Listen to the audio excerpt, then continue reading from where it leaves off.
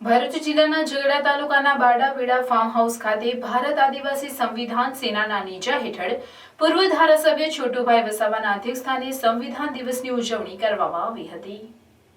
આપણા દેશમાં દર વર્ષે 26મી નવેમ્બરના રોજ ભારતના બંધારણને સ્વીકારવાની યાદમાં ઉજવવામાં આવે છે। 26મી નવેમ્બર 1949ના રોજ ભારતીય બંધારણ સભાએ ભારતના બંધારણને સ્વીકાર્યું હતું, જે 26 જાન્યુઆરી 1950થી અમલમાં આવ્યું હતું, જેને લઈ આજરોજ બાડાબેડા ફાર્મ હાઉસ ખાતે પૂર્વ ધારાસભ્ય છોટુભાઈ વસાવાના અધ્યક્ષસ્થાને ઉજવણી કરવામાં આવી હતી,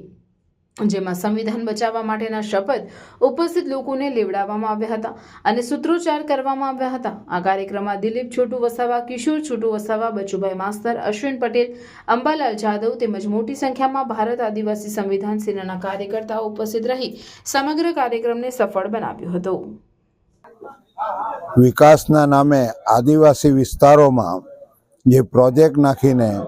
આદિવાસીઓની જમીન હડપ કરવાની જે વાત છે અને અમારું શિક્ષણ ખાનગીકરણ કરીને અમારા બાળકોને શિક્ષણથી વંચિત રાખવાની જે વાત છે,